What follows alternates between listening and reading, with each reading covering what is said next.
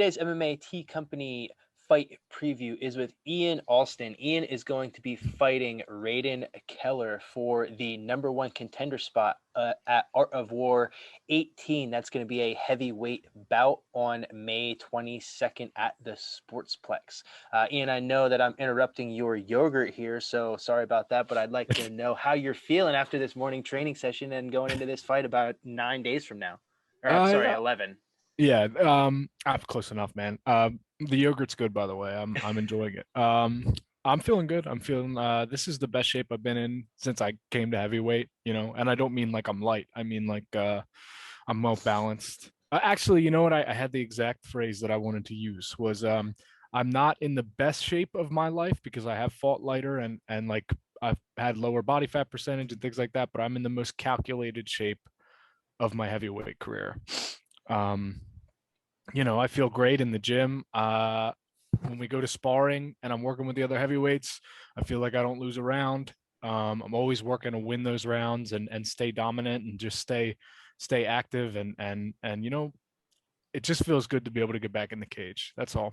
Sure. Like just to have the opportunity. I've been very excited, no matter what the circumstance. So Yeah, I mean, that is a very interesting phrase that you use because a lot of people see the fighters like Yoel Romero mm, or like Francis Ngannou at heavyweight, and they think mm, like the cut up, shredded six pack, that guy is the one who's in the best quote unquote shape.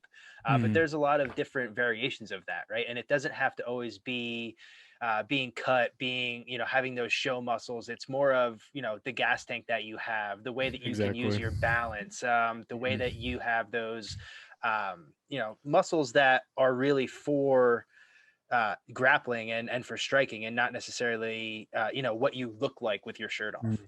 Yeah, no, I mean, let's just to give a couple of examples, you know what I mean? As far as like before the reign of Stipe Miocic, we know he's kind of like Mhm. a in shape heavyweight, so to speak. Who were the greatest heavyweights that have been in the cage or in the ring?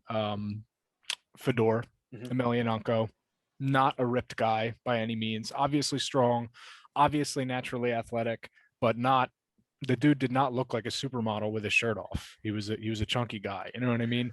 After him, Cain Velasquez. Cain Velasquez was not a ripped guy. He was not a some 9% body fat Greek god when he stepped into the ring. He was a little stocky, a little chubby, but I think what that speaks to is just what your reserves are. Like you said, your gas tank when you get to the end of like well at a professional level 5 minutes, at the semi-professional level that we're fighting at 3 minutes, you know what I mean? Like for my last fight with Pat Brady, I could have done three more rounds, Mhm. you know what I mean? Like I was not tired at the end of that. I mean obviously I'm a little tired, but I'm not gassed. I'm not ready to collapse at the end of that fight. I'm ready to keep going, you know what I mean? I don't care what I look like. It's It is what it is. I never cared either. I just always wanted to make sure that I had the best tank that I could have and the best muscles that worked for what I was trying to do. Right. I'm yeah. always, more worried about, can I submit people? Can I escape? Can I do these certain things? Then, oh, can Yeah. I squat this or can I overhead press this or different things Yeah. like that? Like, sure, that helps. But at the end of the day, like you said, you don't want to be gassed at the end of the fight. No, of Um, course not. and speaking of that fight with Pat, and just any fight in general, I think people see fighting MMA, and they see people at the end of the fight, and they're like, "Oh, he's so tired." And yes, right, you are tired. You get to the end of a 3 round fight, you're gonna be more tired than when you started. I think the goal for most fighters is to not be exhausted or to the point where you can't pick up your hands or you can't do the things that you normally do in the gym. Now, the gym that Mhm. you're at now, I see that you guys are always doing, multiple rounds, high intensity goes. You're on the Airdyne bikes. You're doing these different things. So is that all a combination of what plays into your gas tank, or is there one thing that you think sets you apart from these other heavyweights? I I'll tell you what, you know what I mean? I used to fight, and I've mentioned this in our interviews Mhm. before, at a much lower weight. And I think that's a big part of it. Is I came from when I was younger being hyper conditioned at 195 or 205 or 210. And I naturally grew into my body as I got older. It became harder to lose that weight, and I got bigger just in general. I think I've always had a very strong gas tank, being both naturally a little more athletic than a lot of heavyweights or guys who get into the sport a little later, and then years of conditioning. But yeah, I mean, we definitely, without a doubt, with the system that we have down at the Daniel Gracie fight team is yeah, between strength and conditioning, between the level of intensity we train at, our guys are phenomenal athletes. You know what I mean? They are training, even our amateurs train like professionals. There is no separation between our amateurs and our high level guys. They do the same training. We have the same intensity. We don't train for 3 minute rounds. We train for 5 minute rounds. We train for championship rounds. We're always training like we're going to go and take the belt from someone. You know what I mean? So it's this camp actually has been a little different for me because I before I would work out and do my strength and conditioning mostly on my own, either in a normal chain gym or in a weight room or something like that.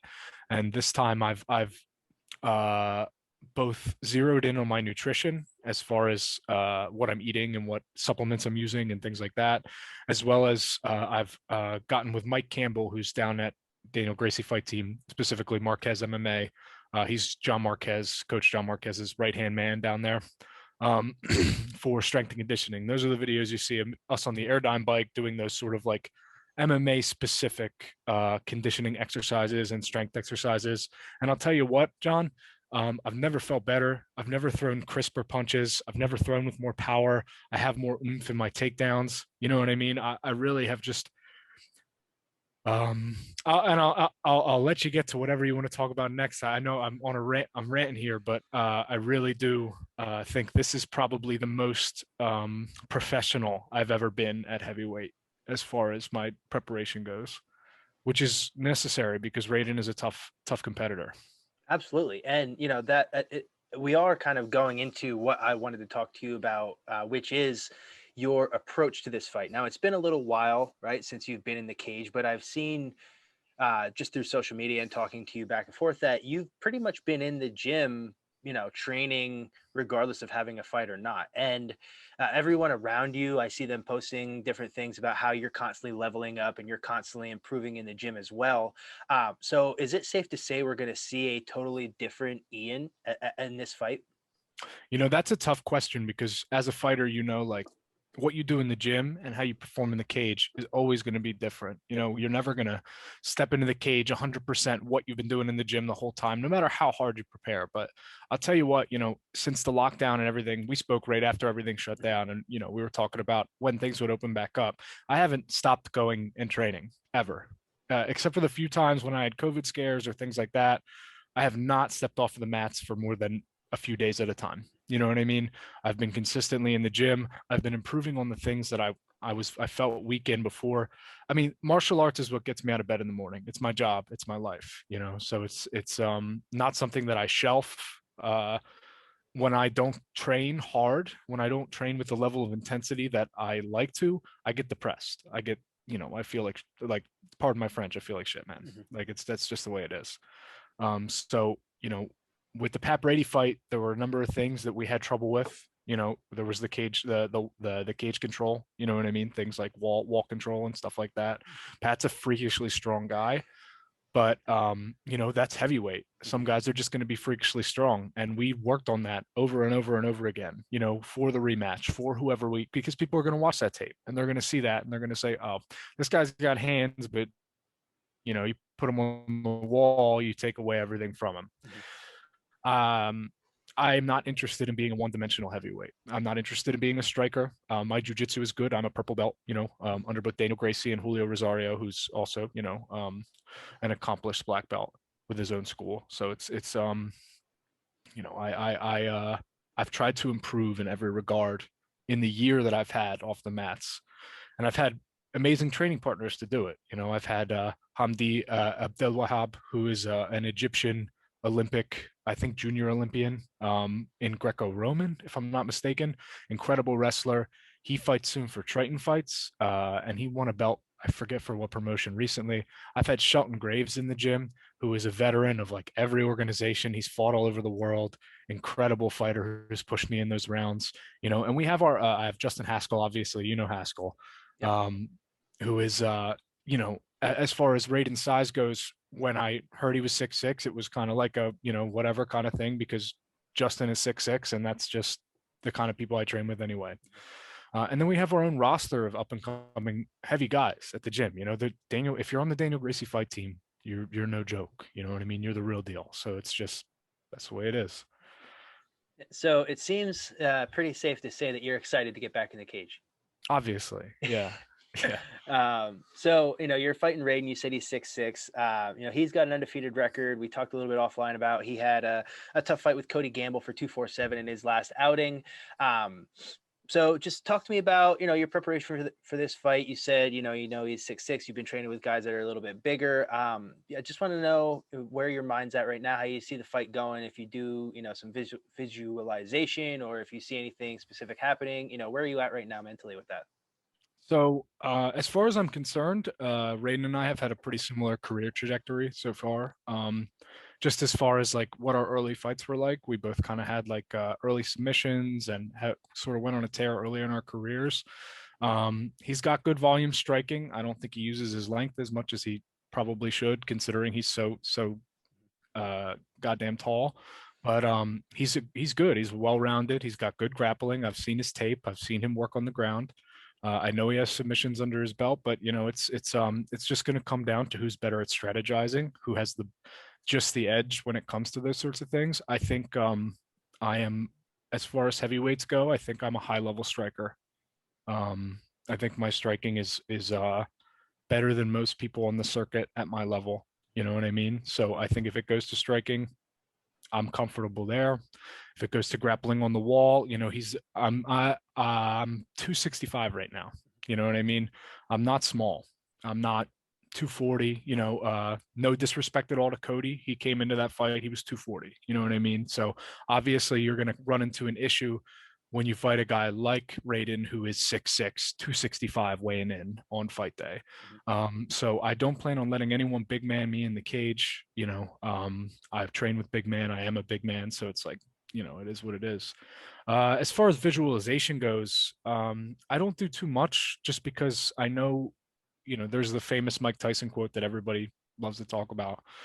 You always have a plan until you get punched in the face. You know what I mean? And then it gets to where it's going to get. But I have a few things I've been working on as far as my strategy goes. Some things I've been sharpening, trying to take some pages out of guys like Kamaru Usman's book as far as like the fundamentals of striking go. And like I said, I've been working on wall work all year, so yeah, we'll see what happens. I'm ready for anything. Awesome, man. We're excited to see it. Before I let you go, just wanted to give you a chance to shout out anybody that's been helping you along the way this past year and just overall in your career. I know it's been a rough year for a lot of fighters, and like you said, you've been able to stay on the mats this whole time. So just give you that opportunity. Well, thank you guys for legitimizing so many up and coming fighters. You guys do a lot for everyone in the community. You were my first sponsors. Thank you so much. And now I have many more as a sort of a result of that sort of legitimization. To my coaches, John Marquez, Daniel Gracie, Julio Rosario, my head coach. I love all you guys. Sammy Sanchez, he was mad because in the last interview I did not shout him out. This time I got you, Sammy. Do not get on my case about it this time. To my brother Justin Haskell, he's gonna be gone for a little bit, but he'll see this when he gets back. Love you, brother. Thank you for everything, and everybody I train with.